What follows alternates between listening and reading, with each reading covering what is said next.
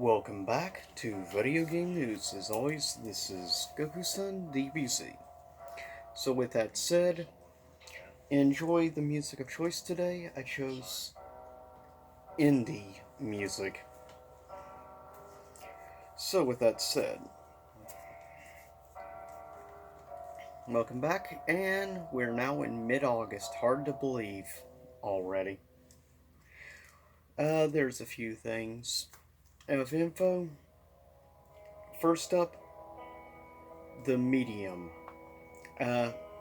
Announce again special features for the PS5 upcoming release for those who have PS5s. Um, the Medium DualSense overview. They did a special trailer showing how the DualSense controller will work with the game, the Medium. Also, Undermine game has an update coming, a 1.2 update. Also, Dragon Ball Xenoverse 2 recently released full overall gameplay and everything for the DLC character Jurian, full power trailer. Also, No Man's Sky is now celebrating its 5th anniversary. Hard to believe No Man's Sky has been around 5 years now, believe it or not. And boy, has the game really evolved in those past 5 years from when it first debuted to now.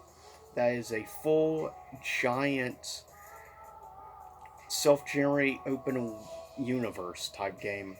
Very interesting, and it really has come. I remember when the game originally first came out. And speaking as somebody who has off and on played a little bit here and there for about 3 years, I think, frankly, No Man's Sky, I really like that it's starting to get at least some respect now as a game. And I'm always glad to see indie games become bigger. Also, we have I Am Dead, an interesting looking game trailer. Also, there's a new Battle Pass trailer that was released over the past week for the online multi-shooter game Apex Legends, of course, done by Respawn. I personally am not into those type of games, but for those who are into games like Apex Legends, you'll probably be happy about this big Battle Pass coming of DLC. Also, Xbox has confirms Gamescom 2021 stream, which is supposed to be coming August the 24th. So just a little over a week from now, actually. Also, we have Darksiders 3 has been announced. It's coming to the Nintendo Switch September the 30th.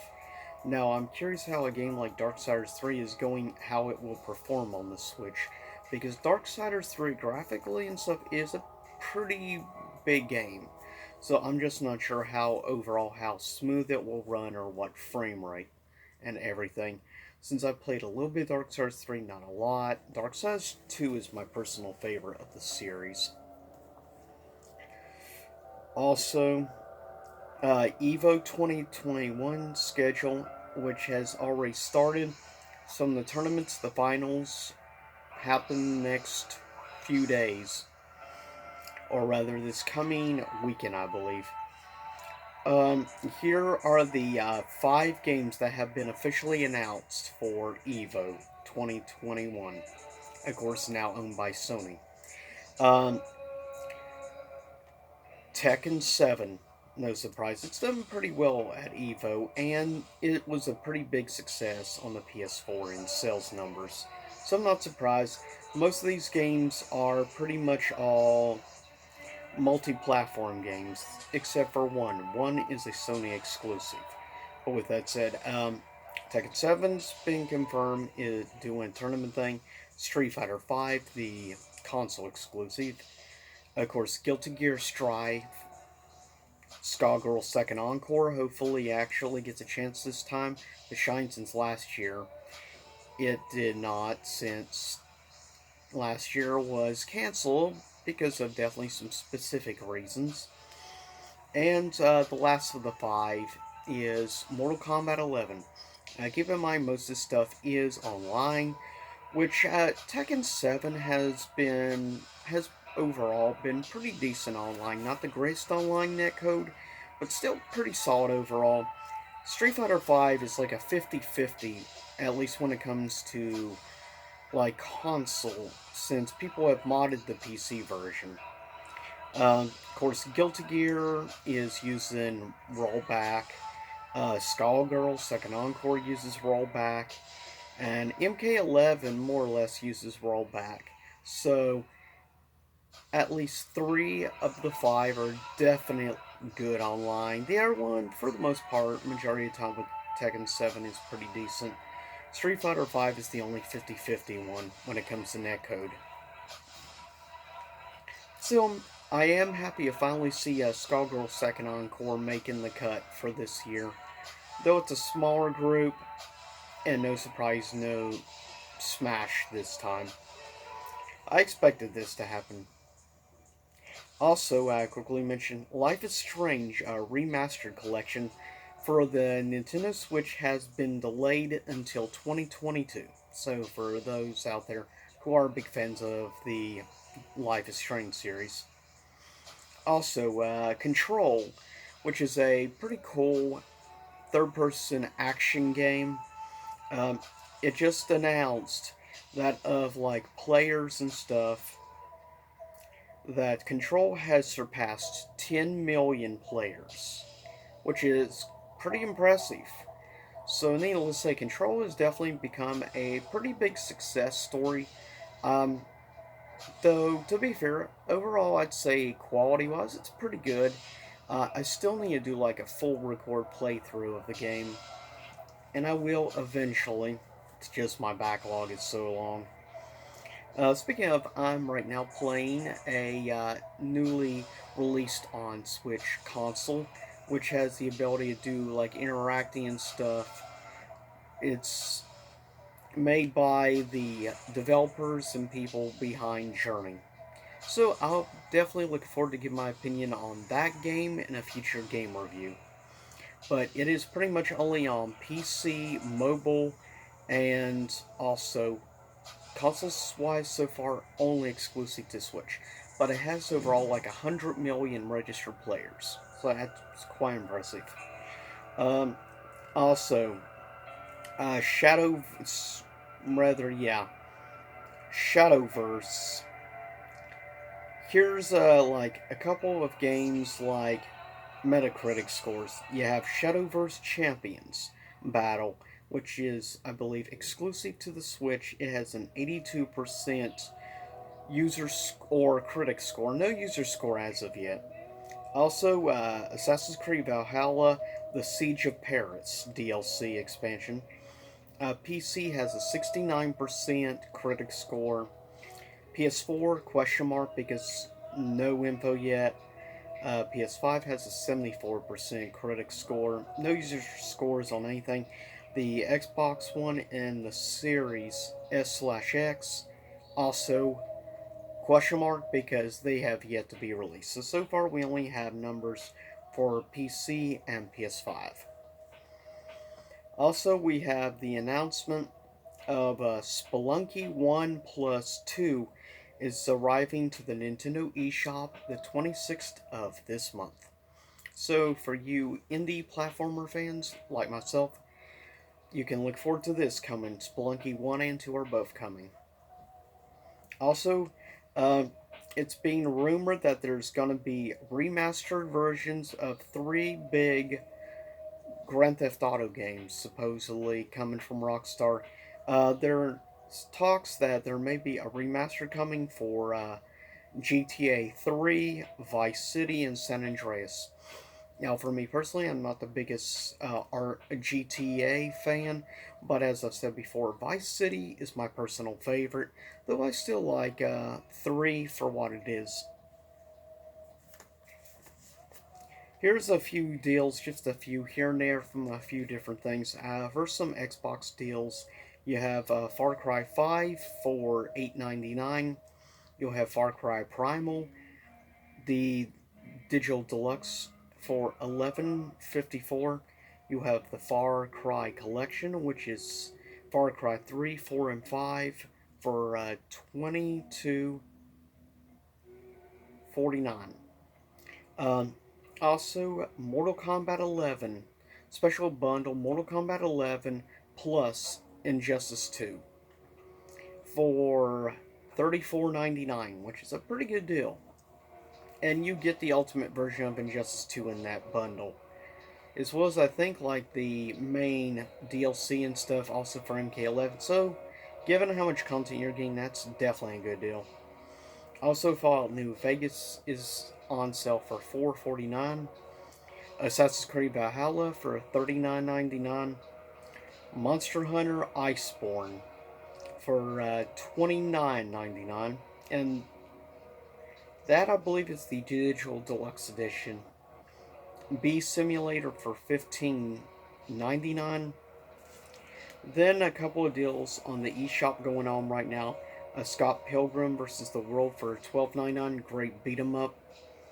Also, you have Puyo Puyo Tetris 2 for $26.74. A great roguelike game with Risk of Rain 2 for $13.99. Also, Stardew Valley for $10.99, which is a game I definitely recommend to anyone pretty much. If you like Harvest Moon, I think you'll enjoy Stardew Valley. Though I think it's superior probably to most modern Harvest Moon games. Um, Also, you have River City Girls, another great indie beat 'em up, on sale for $26.45. Though I recommend just get the physical limited run if you can. Speaking of, the limited run version was just released this past Friday for the PS5 version of River City Girls. Also, a few other things. Lego Worlds is on sale for $5.99.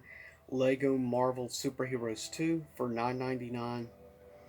Serious Sam Collection for $18.89. Shovel Knight Treasure Trove $37.49, which includes all the DLC. Also, a couple of deals going on physical stuff on Amazon. Some PlayStation game deals going on. The Demon's Souls remake is $50 on Amazon. Also, Dreams is on sale for $10. Iron Man VR for $20. Ghost of Tsushima, $30. Miles Morales for $40. And then, like, the DLC deluxe version, $50. Also, you have The Last of Us Part 2, $20. Also, you have Returnal, a recently released PS5 game, for $50. Also, you have Sackboy PS4, PS5 like standard version is $36.54, and then the special edition is $70 even. Also, you have the Neo Collection for PS5 for $50, so you get 2 solid games. Also, quickly mention there's a big app update for HBO Max app.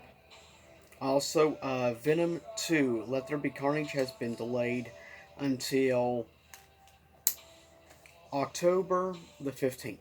So, stay tuned for future news on that. And just quickly mention my personal thoughts on the Suicide Squad movie. Just one, because I've seen the movie twice on HBO Max app. Thank us for that app. My overall opinion, quickly before I cut up this video, I give the Suicide Squad film, I have to give the film, I give it pretty much either a B plus to an A minus. There is some pacing issues here and there, but overall, it is a great film. And I think personally, after seeing Black Widow and stuff, I think the Suicide Squad is miles ahead of Black Widow. I think overall quality and everything. And I like the characters better, plus I'll admit my bias because I like James Gunn as a director. But also, Margot Robbie, once again, was great as Harley Quinn. And I absolutely got a lot of enjoyment out of John Cena. This is the first full length film I've actually ever seen John Cena in. I thought he was pretty good, in all honesty. And he played a good prick in the film. But with that said, yeah, I give the film between B plus to an A minus overall for the Suicide Squad. But with that said, I'll see y'all next time. Stay safe. Hopefully enjoy this relaxing indie music in the background. And I'll see y'all soon enough for a future best to worst list that I am working on. I will be ranking in that list, or rather, least favorite to favorite of the PlayStation consoles. This is a 2021 update version of the list, but with that said, I'll see y'all soon enough. Stay safe, everyone.